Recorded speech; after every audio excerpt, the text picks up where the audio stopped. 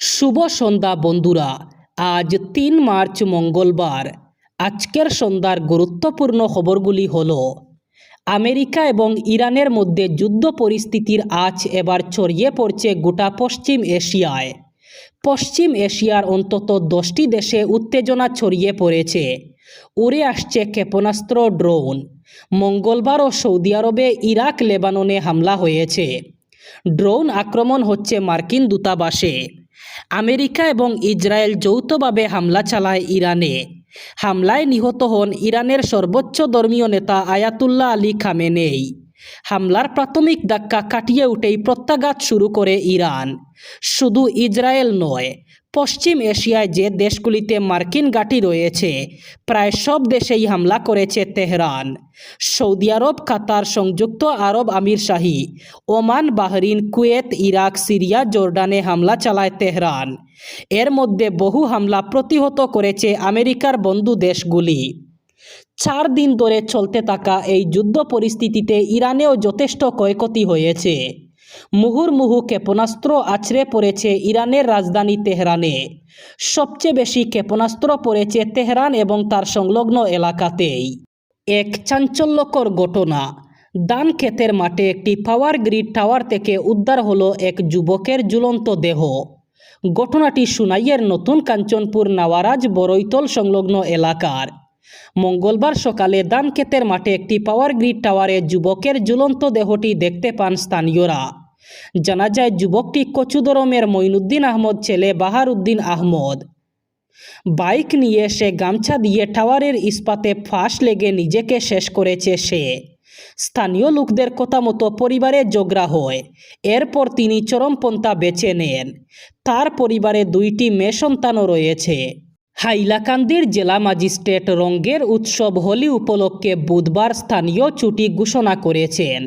ফলে রাজ্য সরকারের সব কার্যালয়, শিক্ষা প্রতিষ্ঠান, ব্যাংক ইত্যাদি বুধবার বন্ধ ঘোষণা করা হয়েছে। তবে জরুরি পরিষেবার সঙ্গে জড়িত আধিকারিক এবং কর্মীদের ক্ষেত্রে এই ছুটি প্রযোজ্য হবে না। এছাড়া বোর্ড, কাউন্সিল এবং ইউনিভার্সিটি পরিচালিত কোনো পরীক্ষা নির্ধারিত থাকলে তা যথারীতি বুধবার অনুষ্ঠিত হবে বলে জেলা ম্যাজিস্ট্রেটের আদেশে জানানো হয়েছে। চতুর্থ দিনে আরও ভয়ঙ্কর পর্যায়ে পৌঁছালো যুদ্ধের জাজ। মঙ্গলবার ইরানের রাজধানী তেহরান ভয়ঙ্কর হামলা চালালো ইসরায়েল। একই সঙ্গে লেবাননের রাজধানী বেইরুটেও পরপর গোলাবর্ষণ শুরু করেছে ইহুদি সেনা। হামলার পাল্টা জবাব দিয়েছে ইরানও। অন্যদিকে এই যুদ্ধ পরিস্থিতির মধ্যেই ইরানে আরও বড় সামরিক অভিযান চালানোর হুঁশিয়ারি দিয়েছেন মার্কিন প্রেসিডেন্ট ডোনাল্ড ট্রাম্প। তিনি জানিয়েছেন, আমাদের কাছে সীমাহীন অস্ত্রের সরবরাহ রয়েছে। এই যুদ্ধ চিরকাল লড়তে প্রস্তুত। একাধিক সংবাদ মাধ্যমের খবর অনুযায়ী মঙ্গলবার সকালে পরপর বিস্ফোরণে কেঁপে ওঠে তেহরান। আতঙ্কে ঘরের বাইরে বেরিয়ে আসেন বহু মানুষ। দাবি করা হচ্ছে ভোরের দিকে সেখানে বোমাবর্ষণ করেছে ইসরায়েলি সেনা। ঘটনায় এখনও পর্যন্ত কোনো হতাহতের খবর অবশ্য মিলেনি। তবে বিষয়টি নিয়ে এখনও মুখ খুলেনি তেল আবিব। অন্যদিকে এদিন সকালে বেইরুটেও ইসরায়েলে হামলা চালিয়েছে বলে অভিযোগ। রাজ্য পুলিশ প্রশাসনে একাধিক শীর্ষ আধিকারিকদের বদলির নির্দেশ জারি করেছে। এর মধ্যে কাছাড়ের সিনিয়র পুলিশ সুপার পার্থপ্রতিম দাসও আছেন। এসএসপি দাসকে নোয়াগাঁওয়ের এসএসপি হিসাবে দায়িত্ব দেওয়া হয়েছে। কাছাড়ে এসেছেন কামরূপের এসএসপি সঞ্জীব কুমার শইকিয়া। এছাড়া ফরেন্সিক বিজ্ঞানাগারের সঞ্চালক ডক্টর রবীন কুমারকে দরং জেলার এসএসপি হিসাবে বদলি করা হয়েছে। অন্যদিকে বঙ্গাইগাঁওয়ের এসএসপি মোহনলাল মিনাকে ফরেন্সিক বিজ্ঞানাগারের নতুন সঞ্চালক হিসাবে নিয়োগ করা হয়েছে। এসএসপি পঙ্কজ যাদবকে বোজালি জেলার এসএসপি হিসাবে বদলি করা হয়েছে। দরঙ্গের এসএসপি হেমন্ত কুমার দাসকে বদলি করা হয়েছে গৌহাটিতে। নোয়াগাঁওয়ের এসএসপি স্বপ্ননীল রেখাকে ধেমাজির এসএসপি হিসাবে পাঠানো হয়েছে। ডিসিপি নুমাল মাহাত্মকে বঙ্গাইগাঁওয়ের এসএসপি হিসাবে নিয়োগ করা হয়েছে।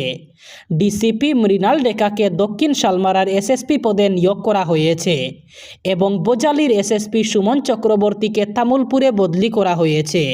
চলতি বছরের প্রথম বৃষ্টিতেই রাস্তা জুড়ে জল জমে পরিস্থিতি ভয়াবহ আকার ধারণ করেছে বরহলা বাজারে। ফলে পথচারী এবং যানবাহনের চলাচল অন্তত কঠিন হয়ে পড়েছে। স্থানীয় বাসিন্দাদের অভিযোগ, রাস্তার এই করুণ অবস্থা দুর্ঘটনার আশঙ্কা বহুগুণ বাড়িয়ে দিয়েছে। তেমাতা রাস্তায় পিচ উঠে গিয়ে বড় বড় গর্তের সৃষ্টি হয়েছে।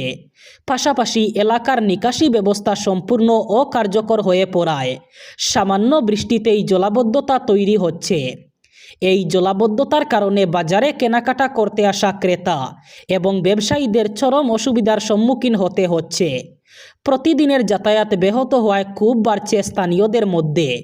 সমস্যার স্থায়ী সমাধানের জন্য সংশ্লিষ্ট কর্তৃপক্ষের দ্রুত হস্তক্ষেপের দাবি জানিয়েছেন এলাকার সাধারণ মানুষ। ইরানে আমেরিকা ইসরায়েলের হামলার পর অশান্তি আঁচ করে রাজ্যে রাজ্যে সতর্কবার্তা পাঠিয়েছে কেন্দ্রীয় সরকার। কেন্দ্রীয় স্বরাষ্ট্র মন্ত্রকের একটি করে চিঠি প্রতি রাজ্যে এবং কেন্দ্রশাসিত অঞ্চলে গিয়েছে। সেখানে বলা হয়েছে, ইরানের সমর্থনে কেউ যদি উস্কানিমূলক মন্তব্য করেন তাদের চিহ্নিত করতে হবে এবং তাদের বিরুদ্ধে পদক্ষেপ করতে হবে। যে কোনো প্রকারেই হোক অশান্তির পরিস্থিতি এড়ানোর বার্তা দিয়েছে কেন্দ্র। গত শনিবার ইরানে হামলা চালায় আমেরিকা এবং ইসরায়েলের যৌথ বাহিনী। সংবাদ সংস্থা এএনআই সরকারি আধিকারিকদের উল্লেখ করে জানিয়েছে, ওই দিনই অমিত শাহের মন্ত্রক রাজ্যগুলিকে সতর্ক করে চিঠি পাঠিয়ে দিয়েছিল। তা এতদিনে সংবাদ সংস্থার হাতে এসেছে। ইরানে আমেরিকা ইসরায়েলের হামলার আবহে ভারতেও অশান্তি হতে পারে বলে মনে করছে কেন্দ্র। বিধানসভা নির্বাচনের তারিখ এখনও ঘোষণা না হলেও শাসক বিরোধী সব শিবিরেই বাড়ছে টানটান উত্তেজনা। বিশেষ করে শাসক দল বিজেপির অন্দরে এখন টিকিট পাওয়া নিয়ে চরম উৎকণ্ঠা। সূত্রের খবর, প্রার্থী তালিকায় বড়সড় রদবদল ঘটাতে চলেছে পদ্ম শিবির। 20 জন বর্তমান বিধায়ক এবার টিকিট থেকে বঞ্চিত হতে পারেন বলে জল্পনা তুঙ্গে। বিজেপি নেতৃত্ব আগেই স্পষ্ট করে দিয়েছে যে এবার জয়ের সম্ভাবনাই হবে শেষ কথা। সেই লক্ষ্যেই একাধিক স্তরে সমীক্ষা চালানো হয়েছে। মুখ্যমন্ত্রী হিমন্ত বিশ্ব শর্মা জানিয়েছেন, বিধানসভা কেন্দ্র পুনর্নির্ধারণ এবং সংরক্ষিত আসনের রদবদলের কারণে অনেক নতুন মুখকে সুযোগ দেওয়া হবে। মুখ্যমন্ত্রীর এই বার্তার পরেই অনেক পুরনো বিধায়কের রাতের ঘুম উড়েছে। সূত্রে জানা গেছে, একাধিক সমীক্ষায় 20 জন বিধায়কের পারফরম্যান্স নিয়ে প্রশ্ন তোলা হয়েছে। এবার শেষ খবর, ইরানের উপর যুক্তরাষ্ট্র ইসরায়েলের হামলায় যুক্তরাজ্য যোগ দেবে না বলে জানিয়েছেন দেশটির প্রধানমন্ত্রী কিয়ের স্টারমার। ইরানের ক্ষেপণাস্ত্র হামলায় ক্ষতিগ্রস্ত এলাকা বেইত পেশেশ এলাকায় পরিদর্শন করেছেন ইসরায়েলি প্রধানমন্ত্রী বেঞ্জামিন নেতানিয়াহু। ইরান ইস্যুতে বাংলাদেশের পররাষ্ট্র মন্ত্রণালয়ের বিবৃতি নিয়ে সমালোচনার মুখে নতুন করে বিবৃতি দিয়েছে সরকার। এতে বলা হয়েছে, আয়াতুল্লাহ আলী খামেনিকে হামলা চালিয়ে খুনের ঘটনাটি আন্তর্জাতিক আইনের লঙ্ঘন। ইরানে যুক্তরাষ্ট্রের সঙ্গে কোনো নেগোসিয়েশন অথবা সমঝোতা করবে না বলে জানিয়েছেন দেশটির সুপ্রিম ন্যাশনাল সিকিউরিটি কাউন্সিলের সেক্রেটারি আলী লারিজানি। এই ছিল আজকের সন্ধ্যার গুরুত্বপূর্ণ খবরগুলি। ভিডিওটি অবশ্যই লাইক করবেন এবং চ্যানেলটি সাবস্ক্রাইব করবেন।